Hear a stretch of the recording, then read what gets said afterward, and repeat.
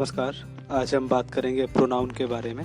Pronoun को define करेंगे, उसके टाइप्स देखेंगे और एग्जांपल्स के साथ हम प्रोनाउन के बारे में समझते हुए आगे चलेंगे। तो प्रोनाउन को अगर हम इंट्रोड्यूस करें तो a pronoun functions the same as a noun in that it replaces a person, place और थिंग, और it can be an idea as well. तो अगर हम बात करें प्रोनाउन की कि प्रोनाउन है क्या, तो प्रोनाउन बेसिकली नाउन को रिप्लेस करता है। It replaces a person, place, thing और आइडिया। क्योंकि नाउन हमने देखा था कि noun is the name of a person, place, thing और आइडिया। ठीक है।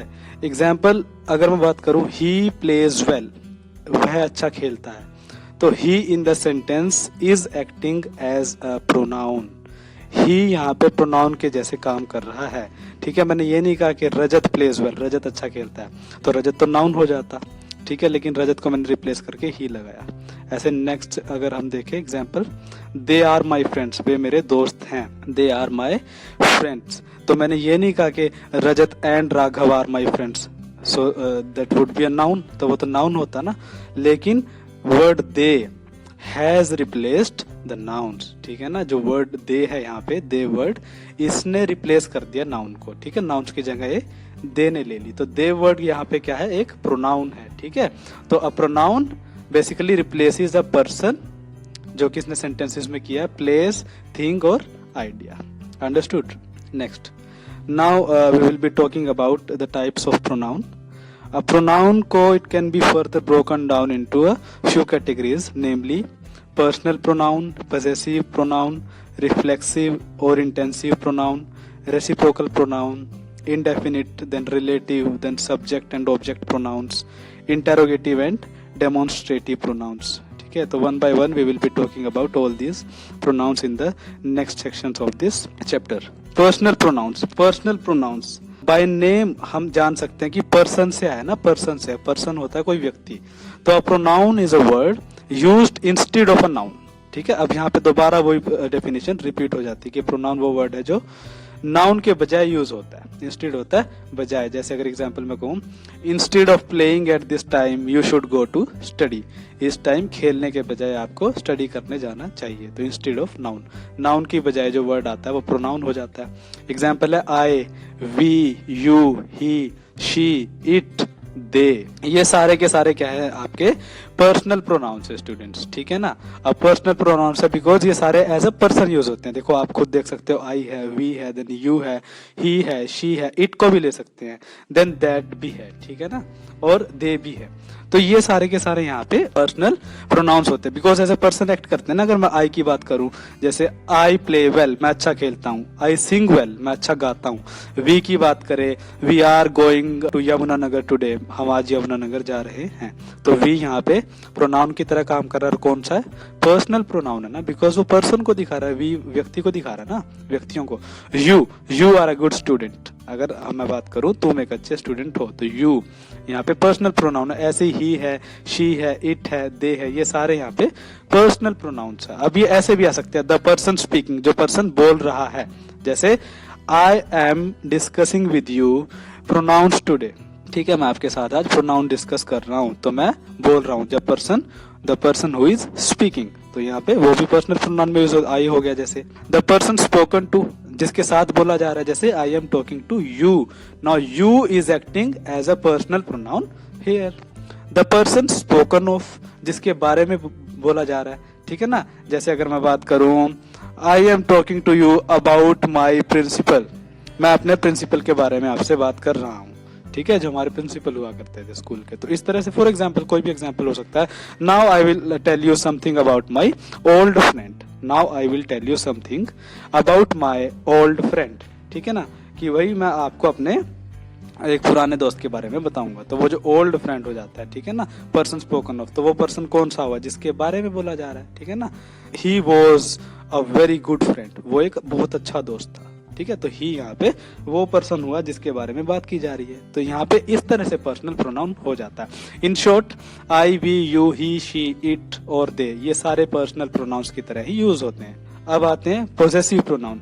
पोजेसिव प्रोनाउन स्टूडेंट्स, पोजेसिव एक वर्ड है जो बताता है ओनरशिप, जो किसके बारे में बताता है, ऑनरशिप के बारे में बताता है कि भाई कोई चीज मेरी है, जैसे आई पजेस अ वॉच, मेरे पास एक घड़ी है, इसको ऐसे ही बोल सकते हैं आई हैव अ वॉच, मेरे पास एक घड़ी है, तो वो दोनों सेम ही हो जाता है। तो पजेस यहाँ से आया, पजेसिव, ठीक है ना। पजेसिव कहाँ से आया, पजेस एक वर्ड है वहां से, इसका मतलब है ओनरशिप, यानी कुछ चीज अपनी होती है, that something belongs to us, कुछ चीज हमारी है।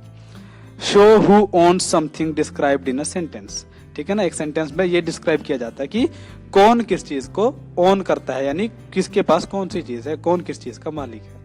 एग्जाम्पल है माइन है, हिज है, हर्स है, इट्स है, आर्स है, योर्स, देयर एंड देयर्स, ठीक है। ये जो वर्ड्स होते हैं ये आपके यहाँ पे पोजेसिव प्रोनाउन की तरह पे यूज होते हैं। एग्जाम्पल आर है, जैसे आर्स है, तो आर्स को कह सकते हैं कि भाई, अगर मैं एग्जाम्पल बताऊं कि दिस हाउस इज आर्स, यह घर हमारा है, ठीक है ना। दिस हाउस इज आर्स, ये घर हमारा है, तो इस तरह से आर्स यहाँ पे हो जाएगा, ठीक है ना। माइन, मेरा, जैसे दिस वॉच इज माइन, ये घड़ी मेरी है, माइन, ठीक है, ऐसे कर सकते हो। हर्स है, दिस बुक इज हर्स, ठीक है ना, यानी ये बुक उसकी है, ठीक है ना। That white car is theirs, वो जो व्हाइट कार है वो उनकी है, देयर्स, ठीक है ना। इस तरह से पोजेसिव प्रोनाउन हो जाते हैं, ठीक है ना। अभी आते हैं रिफ्लेक्सिव प्रोनाउन पे। स्टूडेंट्स, रिफ्लेक्सिव प्रोनाउन वो है जो रिफ्लेक्ट करता है basically.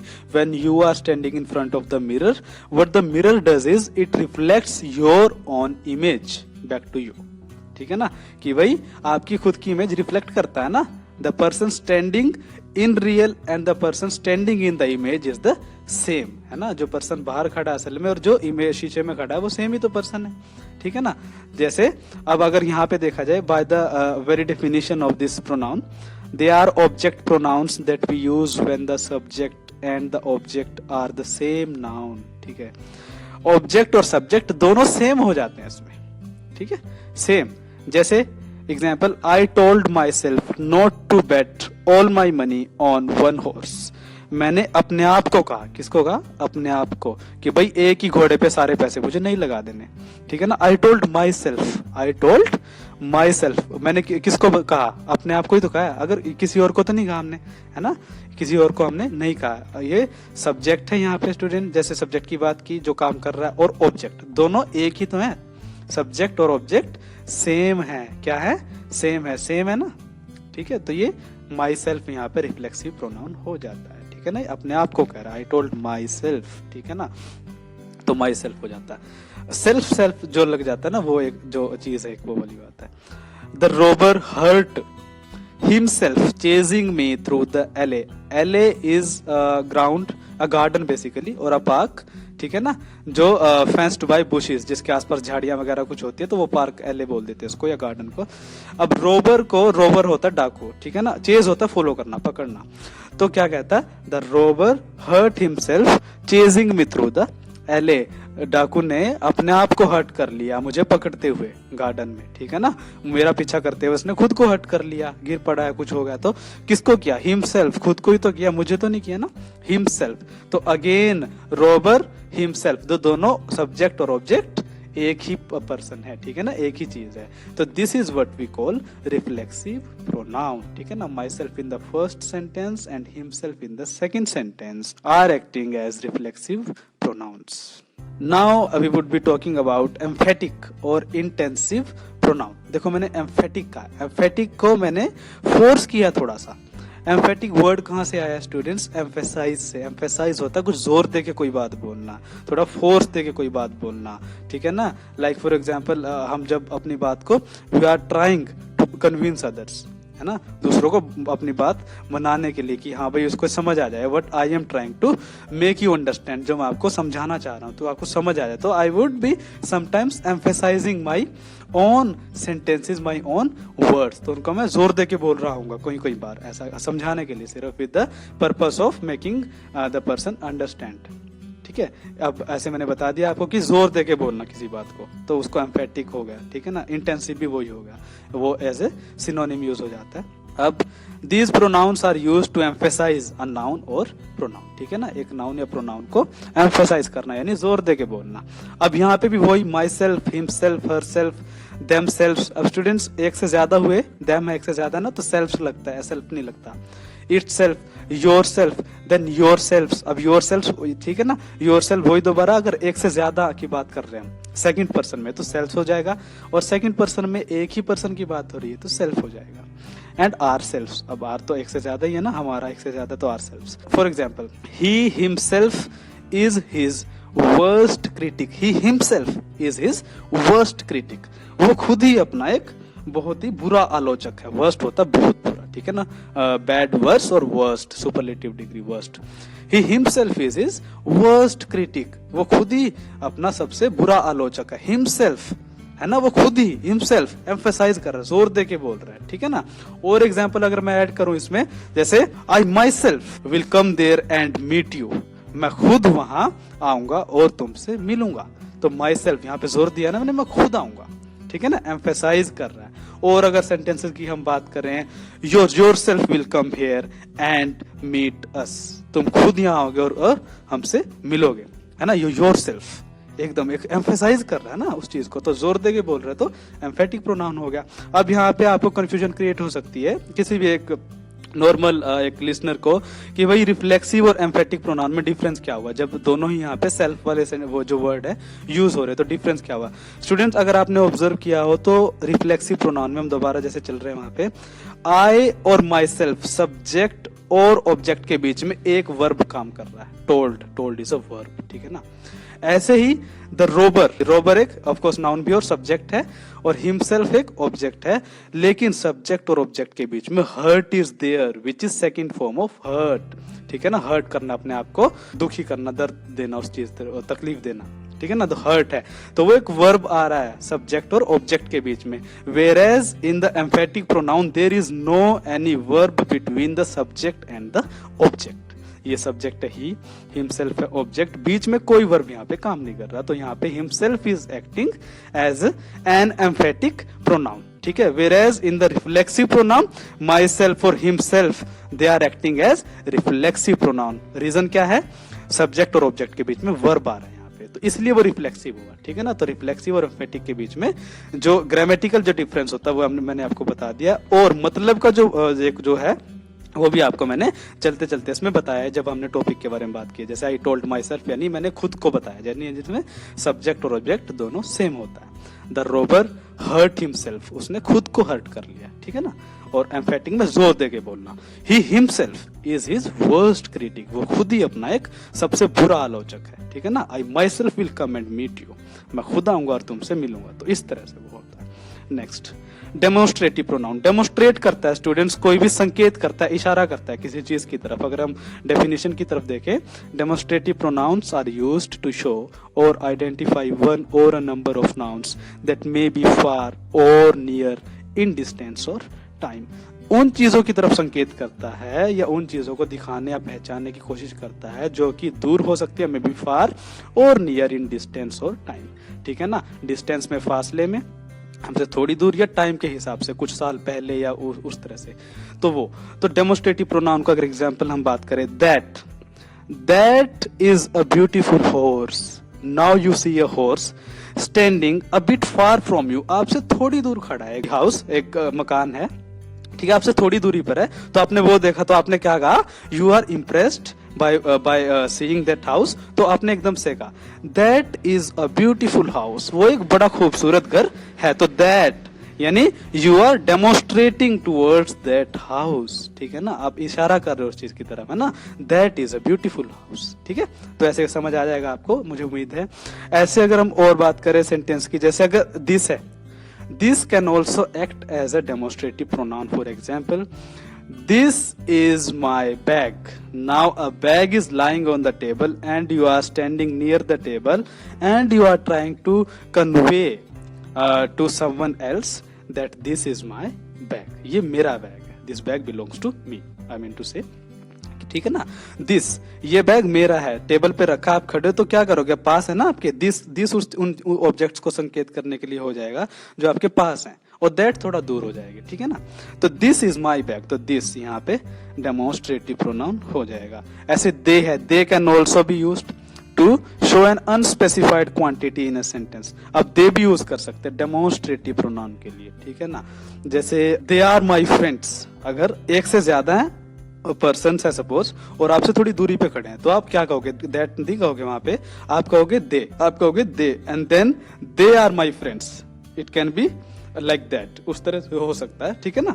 They are my friends, आप संकेत कर रहे हो दे, एक से ज्यादा है, प्लूरल है और आपसे थोड़ी दूरी पे है, तो वो दे। अब ये नहीं पता 1 है, 2 है, 3 है, अनस्पेसिफाइड क्वांटिटी है ना, पता नहीं है कि भी कितनी है, एक दोस्त है, 2 दोस्त है, 3 खड़े हैं, 4 खड़े हैं, तो एक से ज्यादा, लेकिन 2 3 4 ये नहीं बता रहे आप जस्ट कह रहे हो दे आर माई फ्रेंड्स। तो दे यहाँ पे डेमोन्स्ट्रेटिव प्रोनाउन हो जाएगा, क्योंकि यहाँ से आप डेमोन्स्ट्रेट कर रहे हो ना, इशारा कर रहे हो, एक बता रहे हो, ठीक है ना। ऐसे ही इनडेफिनिट प्रोनाउन। अब स्टूडेंट्स, इनडेफिनिट प्रोनाउन अगर हम बात करें, इनडेफिनिट 2 वर्ड्स होते हैं, डेफिनिट और इनडेफिनिट। अभी डेफिनिट होता है निश्चित, बिल्कुल डेफिनिट, ठीक है ना।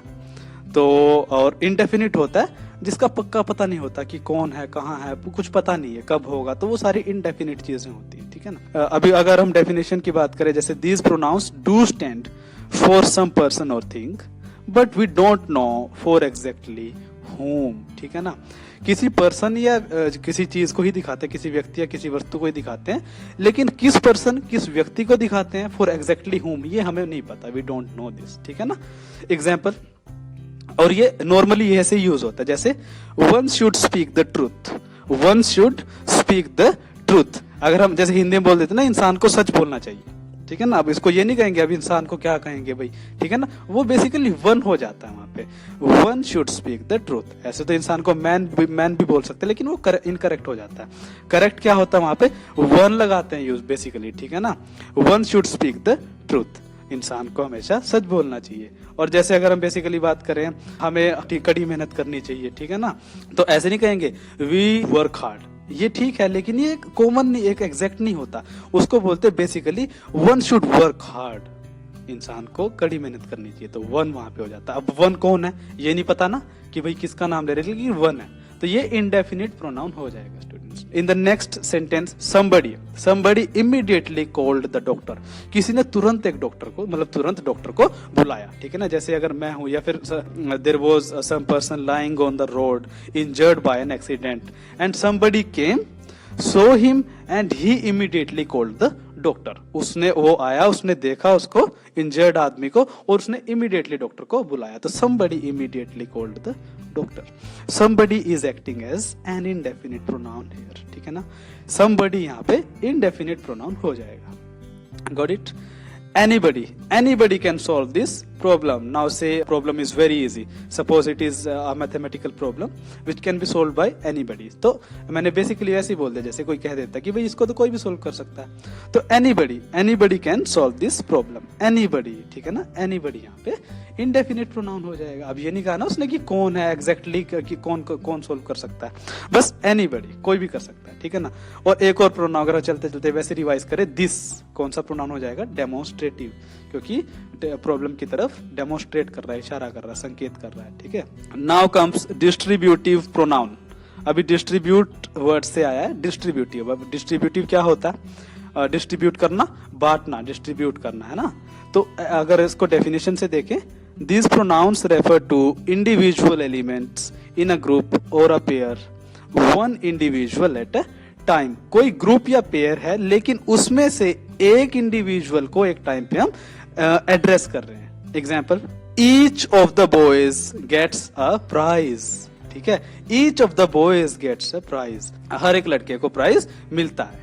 तो ईच ऑफ द बॉयज, अब बॉयज क्या हुआ यहाँ पे, ग्रुप हो गया, एक ग्रुप हो सकता है ना, और पेयर भी हो सकता है, एक से ज्यादा है ना बेसिकली। लेकिन इसमें से हम क्या करेंगे, वन इंडिविजुअल एलिमेंट को उठा लिया, वन इंडिविजुअल यानी एक को, ईच, हर एक को, ठीक है ना। एक यहां से उठाया, तो फिर ईच क्या हुआ यहाँ पे, डिस्ट्रीब्यूटिव प्रोनाउन हो जाएगा। क्या हो जाएगा, डिस्ट्रीब्यूटिव प्रोनाउन। अब देखो यहाँ से डेफिनेशन, इंडिविजुअल एलिमेंट्स जो कि ग्रुप में रखे गए, अब ग्रुप में बॉयज है, जैसे ग्रुप हुआ ना, लेकिन बॉयज में से हर एक की बात कर रहा है, एक एक की बात कर रहा है, यानी प्रत्येक को, ठीक है ना। ईच का मतलब प्रत्येक को, तो ईच यहाँ पे इंडिविजुअल एलिमेंट हो गया ना, एक इंडिविजुअल होता है, अकेला उठा लिया ना हमने लड़कों में से, तो ईच ऑफ द बॉयज यानी एक एक को प्राइज मिलेगा, ठीक है ना, ये प्राइज मिलता है, गेट्स अ प्राइज और विल गेट अ प्राइज, तो ऐसे हो जाएगा। तो ईच यहाँ पे डिस्ट्रीब्यूटिव प्रोनाउन हो जाएगा, ठीक है ना।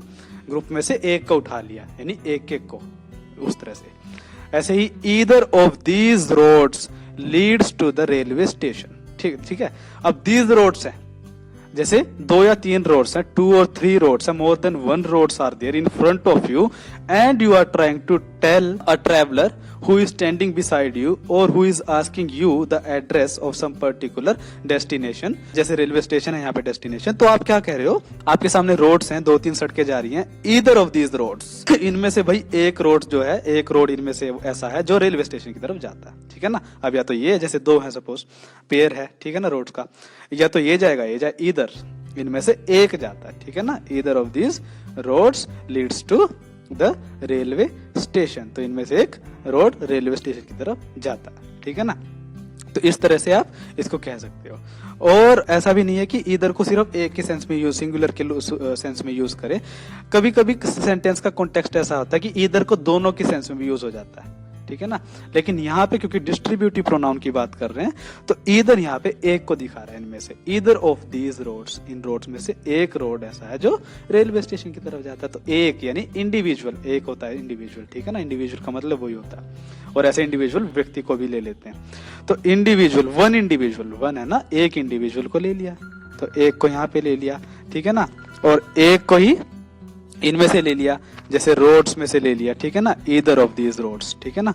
तो ईदर यहाँ पे एक, और एक रोड इनमें से रेलवे स्टेशन की तरफ जाता है। तो each in the first sentence, either in the next sentence are pointing to the distributive pronoun. Next is reciprocal pronoun. Reciprocal pronoun, reciprocal students वो होता है जैसे अगर हम रेसिप्रोकेट करते हैं, जैसे someone has paid a visit to my home, किसी ने कोई विजिट की है मेरे घर पे, तो in return I will also be paying a visit to his और हर होम। तो इसको रेसिप्रोकल एक्शन बोल दिया, यानी उसने जो किया मैंने भी उसी तरह से उसको ट्रीट कर दिया, तो रेसिप्रोकल, ठीक है ना। अब क्या करेंगे, एग्जाम्पल मतलब जैसे बाय वेरी डेफिनेशन, अगर हम डेफिनेशन की बात करें, each and one really belong to the subject, other and another are objects, but each other and one another have become compound pronouns and are called reciprocal pronouns, ठीक है। तो reciprocal pronouns का दूसरा नाम compound pronouns यहाँ पे आ जाता है। एग्जाम्पल, यहाँ से आपको और क्लैरिटी मिलेगी। The brothers quarreled with each other, the brothers quarreled with each other, देखो each other, एक दूसरे के साथ उन्होंने झगड़ा किया। तो each other यहाँ पे क्या काम कर रहा है, रेसिप्रोकल प्रोनाउन, ठीक है ना, रेसिप्रोकल प्रोनाउन, एक दूसरे के साथ उन्होंने झगड़ा किया। They all gave evidence against one another, एक दूसरे के खिलाफ उन्होंने क्या दिए, एविडेंस, ठीक है ना, गवाह दिए। तो वन अनदर, अब फिर एक दूसरे के खिलाफ हो गया, ठीक है ना, उसने इसके खिलाफ, उसने उसके खिलाफ, तो यानी रेसिप्रोसिटी यहाँ पे नजर आ रही है, यानी जिस जैसा एक ने किया एक के साथ, तो दूसरे ने वैसा पहले के साथ कर दिया, तो इस तरह से, ठीक है ना। तो each other in the first sentence, then one another in the next sentence are acting as reciprocal pronouns. Got it?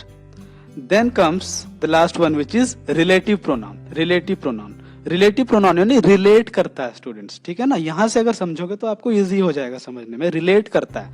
जैसे पहले हम डेफिनेशन देखते हैं, फिर एग्जांपल से आपको क्लैरिटी मिल जाएगी कि कैसे हम what I am trying to convey here, मैं क्या आपको बताना चाह रहा हूं। These pronouns are used to connect a clause और फ्रेज टू अ नाउन और pronoun. These are who, whom, which, whoever, whose है, देन whichever है, देन that है। तो ये जो वर्ड्स हैं ये बेसिकली रिलेटिव प्रोनाउन है, ये रिलेट करते हैं स्टूडेंट्स, ठीक है ना। रिलेट करेंगे नाउन से जो इनसे पहले आता है, ठीक है ना, एंटीसीडेंट बोल देते हैं बेसिकली। अब हम एग्जांपल की तरफ देखते हैं, जैसे she will choose the colour which looks good on everyone, ठीक है ना, वो कलर चूज करेगी जो हर एक पे अच्छा लगता है, ठीक है ना। Choose the colour which looks, जो कि हर एक पे अच्छा लगता है, ठीक है ना। कलर एक नाउन हुआ, विच किससे रिलेट कर रहा है, किसकी बात कर रहा है, विच कलर की जो बात कर रहा है, वो कलर चूज करेगी जो कि हर एक पे अच्छा लगता है। तो विच क्या दिखा रहा है, कलर को दिखा रहा है ना। तो विच कलर एक नाउन है, रिलेट कर रहा है, रिलेटिव प्रोनाउन हुआ ना, तो विच यहाँ पे रिलेटिव प्रोनाउन हो जाएगा, ठीक है ना। विच यहाँ पे रिलेटिव प्रोनाउन हो जाएगा क्योंकि ये नाउन से रिलेट कर रहा है, ठीक है ना, रिलेटिव है। वो रंग जो कि which looks good on everyone, ठीक है ना। Next, she is complaining to whoever she comes across nowadays, कि भाई आजकल जो भी उससे मिलता है, नहीं जिससे भी वो मिलती है आजकल, उसी से वो शिकायत करने लगती है, यानी उसी से शिकायत कर रही है आजकल, ठीक है ना। तो whoever, जो भी, ठीक है ना, जो भी मतलब जो भी उससे मिलता है आजकल, यानी जिससे भी वो मिलती है या जो भी उससे मिलता है तो उससे वो शिकायत करती है आजकल, ठीक है ना। whoever, ठीक है ना, whoever रिलेट कर रहा है, ठीक है ना, whoever क्या कर रहा है, रिलेट कर रहा है अगेन यहाँ पे, ठीक है ना। तो whoever भी यहाँ पे रिलेट कर रहा है तो रिलेटिव प्रोनाउन हो जाएगा, ठीक है ना। तो इस तरह से इसको कर सकते हैं। और भी एग्जांपल अगर हम बात करें, विच एवर है सपोज, ठीक है ना, फॉर एग्जांपल आई से you can choose which ever colour you want, ठीक है। तुम कोई भी कलर चूज कर सकते हो जो कि आप चाहते हो, ठीक है ना, कोई भी कलर जो आप चाहते हो आप चूज कर सकते हो, तो विच एवर ऐसे हो जाता है, ठीक है ना, इस तरह से कर सकते हो। हु एक ऐसा वर्ड है, जैसे रिलेटिव प्रोनाउन एग्जांपल मैं दूं, this is the same person who helped me yesterday, this is the same person who helped me yesterday, यानी वो वही आदमी है, ये वही आदमी है जिसने मेरी कल मदद की थी, ठीक है ना। हु रिलेट कर रहा है ना पर्सन से, सेम पर्सन, पर्सन से रिलेट कर रहा है, हु हेल्प्ड मी यस्टरडे, जिसने मेरी कल हेल्प की थी, तो हु यहाँ पे रिलेटिव प्रोनाउन हो जाता है, ठीक है ना, ऐसे कर सकते हो। whom भी है, whom साथ जैसे you are the very person whom I met yesterday, आप वही इंसान हो जिससे मैं कल मिला था, ठीक है। ऐसे तो इस तरह से रिलेटिव प्रोनाउन रिलेट करते। तो स्टूडेंट्स आई होप आपको क्लियर हो गया होगा as what is relative pronoun, ठीक है। So I hope by now you are clear with each and every kind of pronoun, and I am hopeful that I have been able to make you understand as to what a pronoun is, what kinds of pronouns are there, and how we can use those pronouns making the sentences. So thank you very much again.